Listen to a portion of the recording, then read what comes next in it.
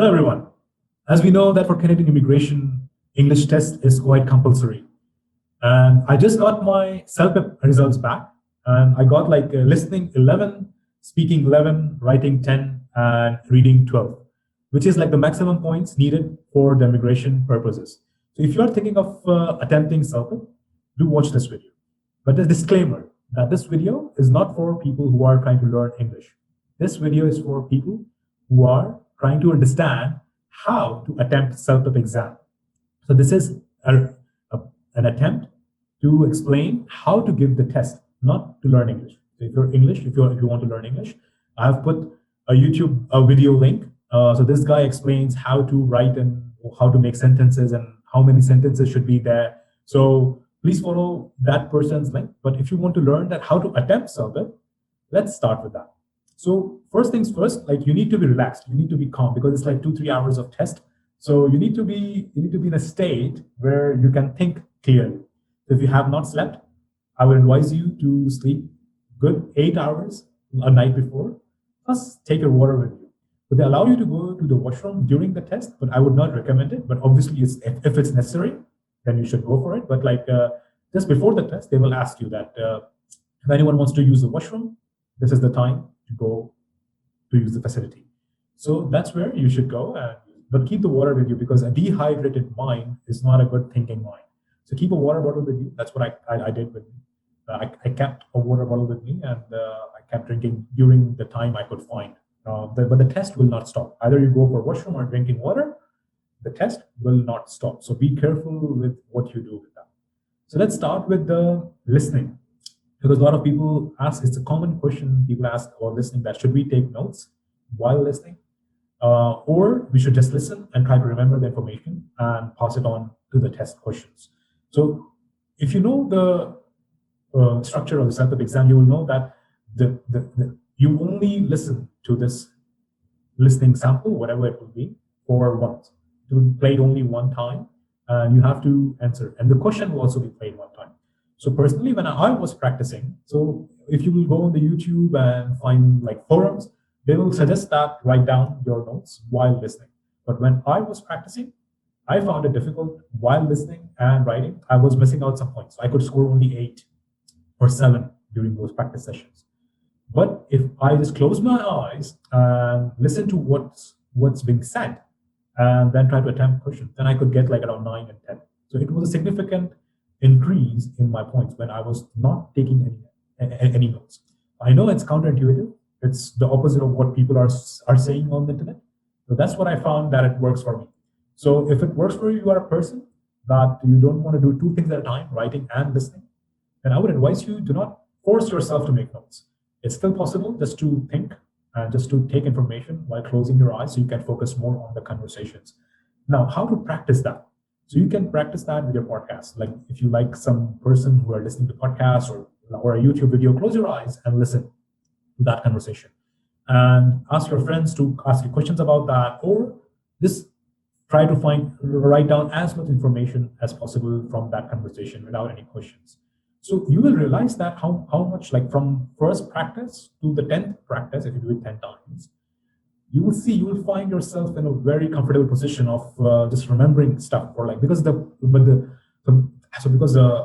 point of or the length of the test is like each conversation is like around 1 to 2 minutes, but then there is like 3 minutes conversation as well. So I would advise you to practice everything for 3 minutes. If you practice for 3 minutes, for sure you will be able to take care of 1 minute or 2 minutes conversation, right? So practice for 3-minute conversation. Again, practice is very important for each section. So that's the trick I follow for myself, and I wanted to share it with you. Speaking. Let's come to speaking. Speaking is the most difficult part. I got 11 in that, but I don't know how. But it's one of the most difficult part of Celpip. That's what I found personally, because this is my personal experience. The point is you are given only 30 seconds or 1 minute to think, and then you have to come up with responses, and you have to speak for 1 or 2 minutes after that. So it's a bit tricky because like you are already tired. It's the last part of the test. You're already tired from your 3 sections. Now you have to speak. You have to think very fast at the last part of the session. So in that part, you cannot drink water. You cannot use washroom. So make sure whatever you want to do, you can do it before that. So how I attempted that. So I made a few generic sentences. Let's say, like in a strange situation question, like there is a strange photo and you have to explain it to somebody. So how would you do it? You would make a few generic sentences that, hello, whatever the name of your friend is. Hello, Mark.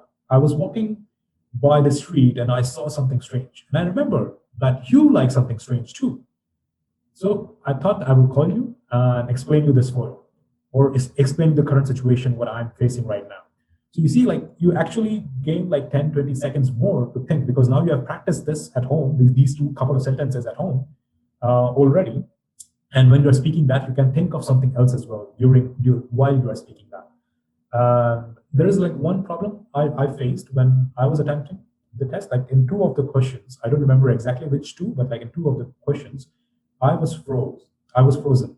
So I froze out for like a couple of seconds, like maybe like 5 to 10 seconds in the start of the answering part. As soon as they like start speaking now, and I was like, what should I speak? So it's like, but like after 5 to 10 seconds, I started to speak and try to complete all the questions, all the parts in those remaining seconds.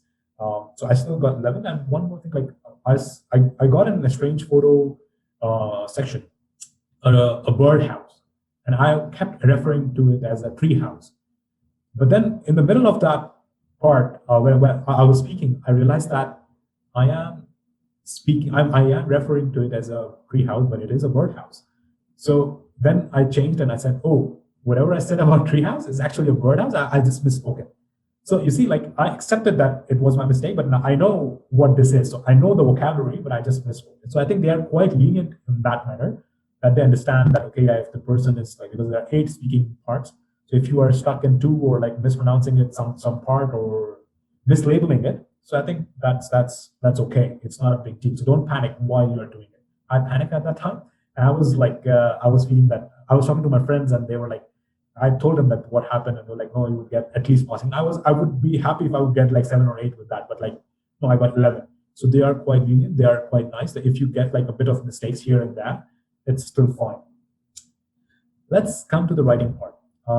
I think writing part is one of the easier parts in Celpip exam because you get like 2 questions. One is for email, that write an email to a certain person, explain your situation and these kind of things. And then the other one is responding to the survey. Again, as in speaking, make some generic sentences like for ending the essay, like thank you for understanding my perspective, looking forward to hearing from you, or these kind of, or sorry for the inconvenience.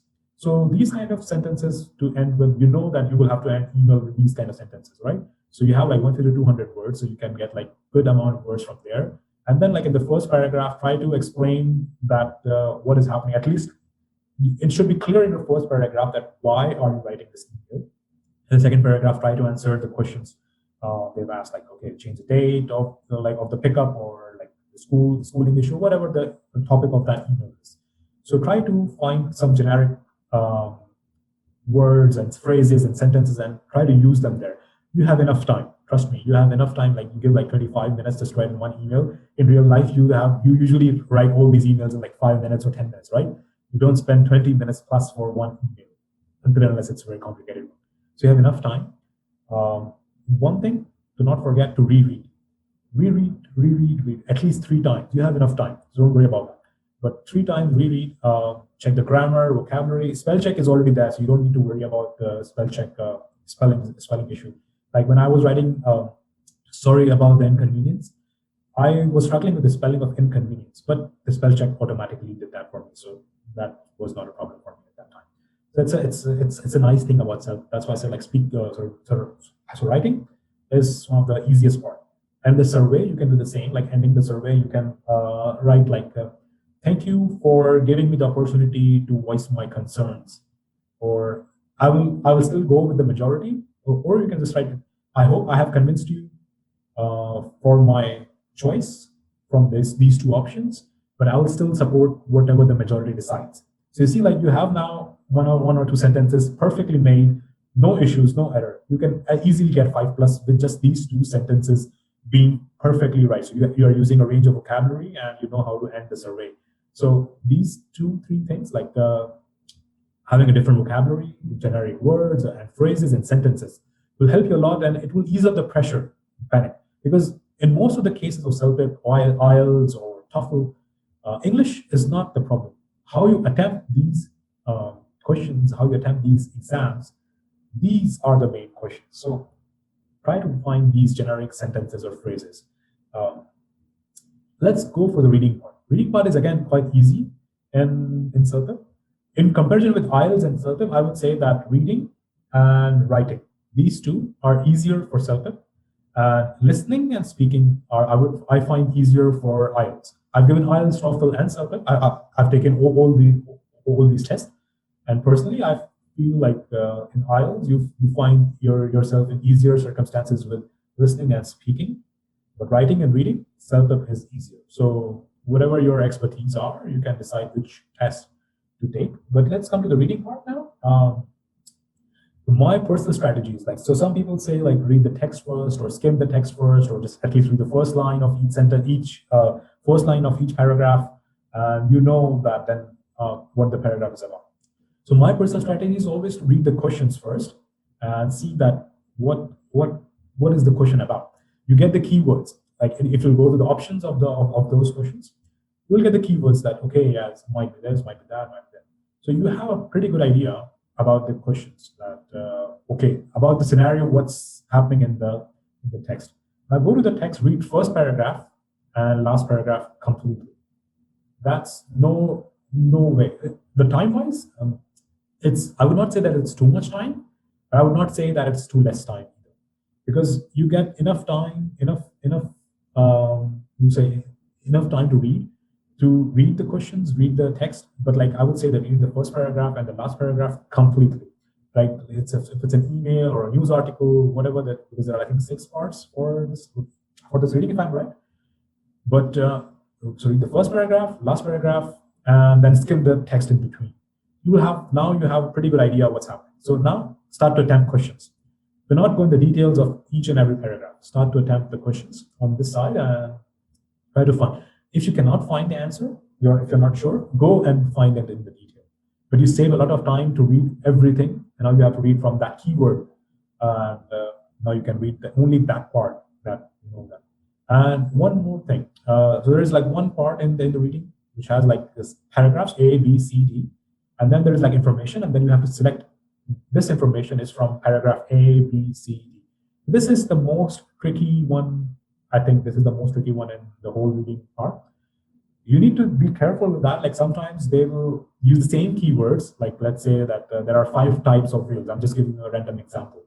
And in the text, it will be there are more than 5 types of whale in that particular question or whatever.